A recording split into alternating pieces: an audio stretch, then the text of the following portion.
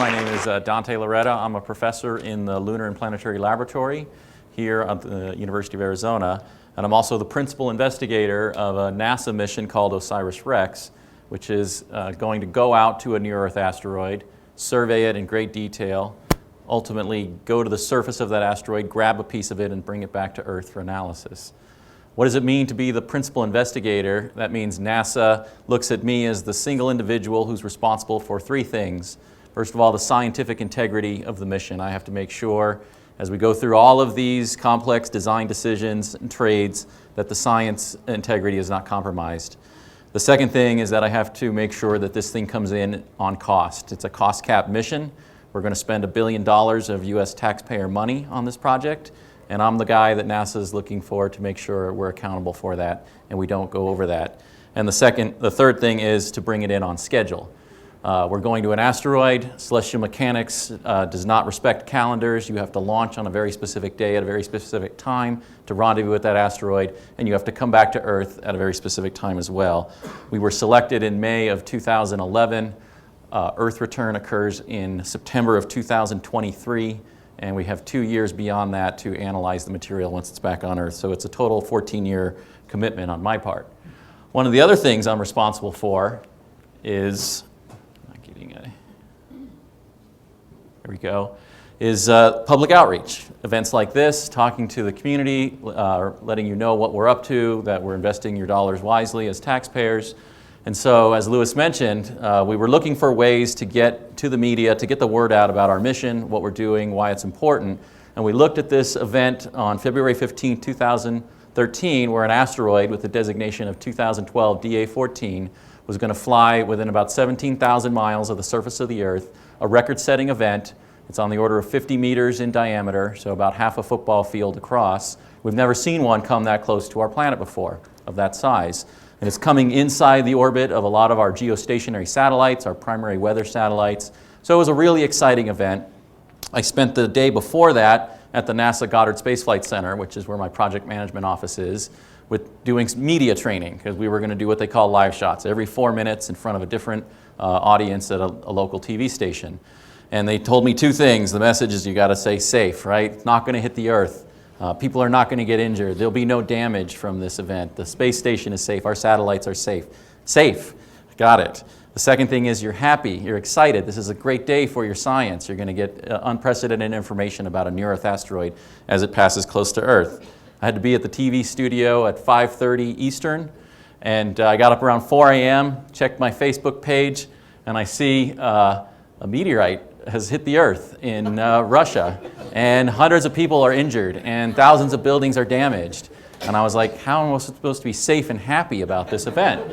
It's an exciting event. And the first thing I thought was, geez, did we get this wrong? You know, is this a binary system? Did a piece come in and land in Russia? Did we not see it? So I quickly got on the phone with my colleagues that analyze these things and look at trajectories, and they said, coming in at a totally different trajectory, completely unrelated event, a cosmic coincidence.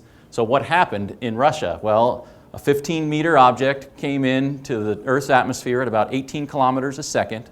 So just imagine that speed. That's about 10 miles per second. So 1 second you're standing here, the next second you're 10 miles down the road.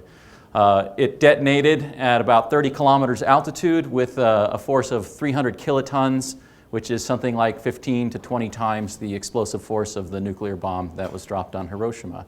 So the good news is it exploded way up in the upper atmosphere, so the shock waves had a lot of space to dissipate, but still it exceeded the overpressure of the windows, and the shock wave hit the Earth, the surface of the Earth, about 2 to 3 minutes after people saw the meteor streak overhead, or the bolide or fireball. So the people were injured because they saw this phenomenal event happening in the sky. It was brighter than the sun, and they all ran to their windows to see what was going on, and then the blast wave hit, the glass shattered, and people were injured as a result of that.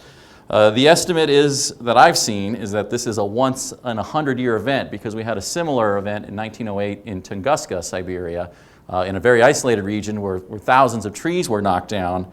But my estimate says 2 events on land, 2/3 of the Earth is covered with ocean. You probably had about 3 of these events somewhere in the middle of the Pacific Ocean where nobody ever saw or recorded them. Nowadays, we can detect explosions like that in the upper atmosphere. but that's a relatively recent development.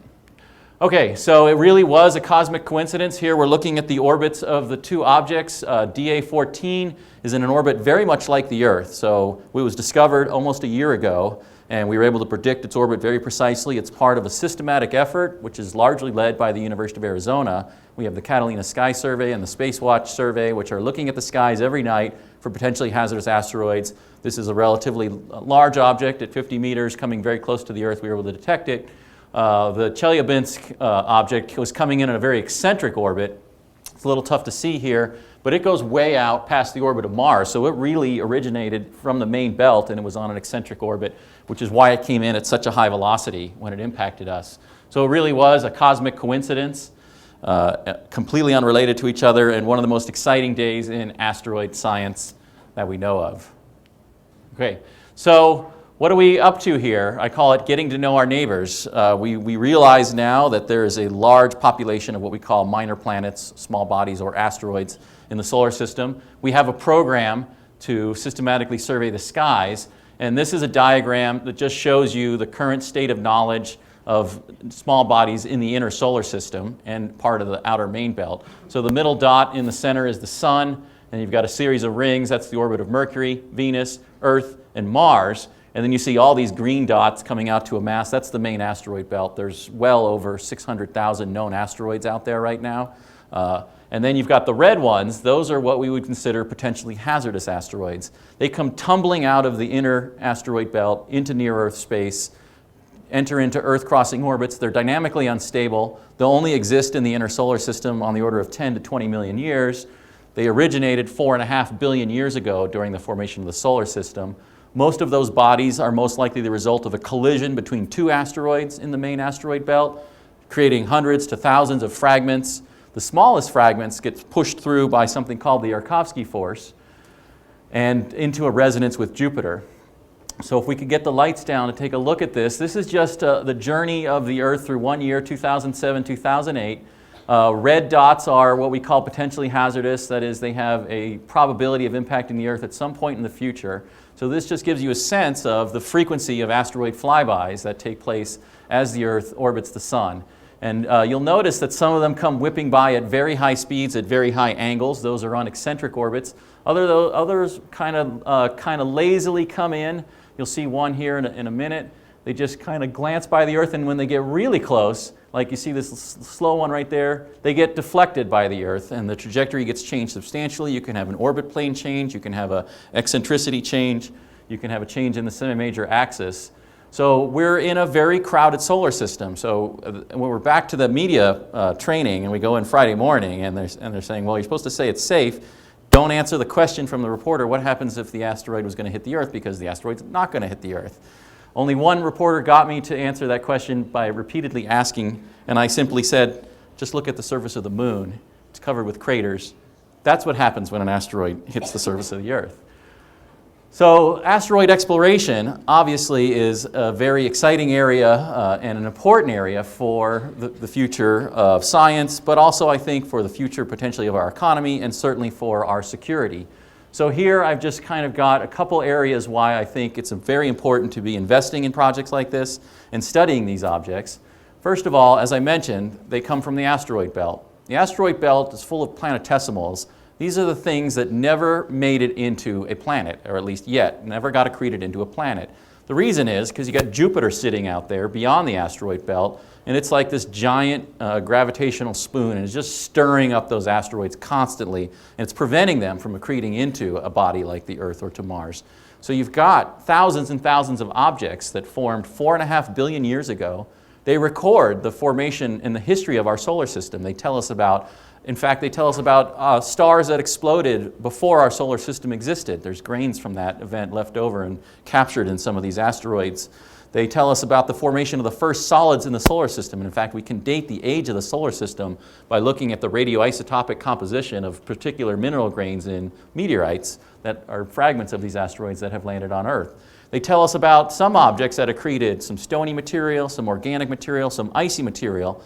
Through the decay of those radioisotopes, that ice melted, and you actually had hydrothermal systems set up in the interior of some asteroids, created clay minerals, and also led to complex organic molecule synthesis, things like amino acids, nucleobases that make up biomolecules that are the fundamental building blocks of all life on Earth. You also had asteroids that got very hot and melted and formed metallic cores and silicate mantles and had volcanic eruptions on their surface. And ultimately, you get to understand how the planets were put together. And so it's very exciting from a scientific perspective to study these bodies because they predate the Earth, they record the geologic history of the solar system before the Earth existed, and they tell us a lot about why the Earth is habitable, why we have water on the surface of the Earth, and maybe even why we have life on our planet. The second reason why you want to study these things is they do represent a hazard to us. It would be the greatest natural disaster that humanity has known if a relatively large object, say something on the order of a kilometer, collided with the Earth. It would be a civilization-ending event.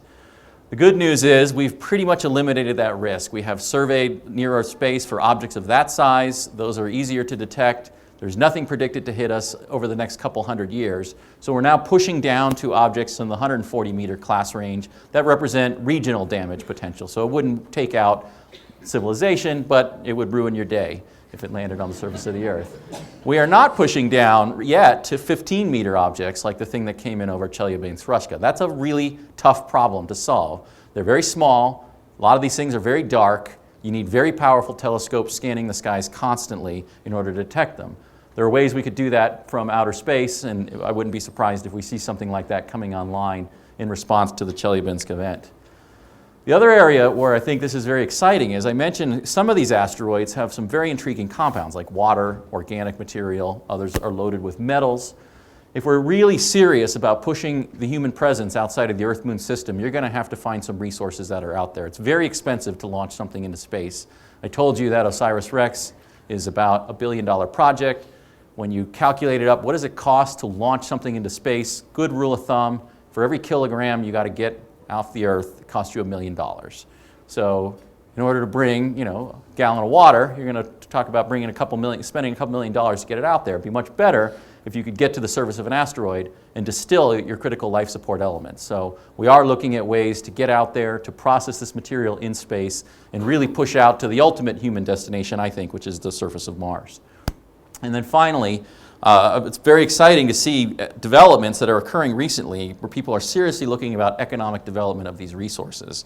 When I first started the concept of OSIRIS-REx, it was 2004. It took 7 years to win this project from NASA. And the asteroids weren't really part of our everyday dialogue, and I've seen that change enormously.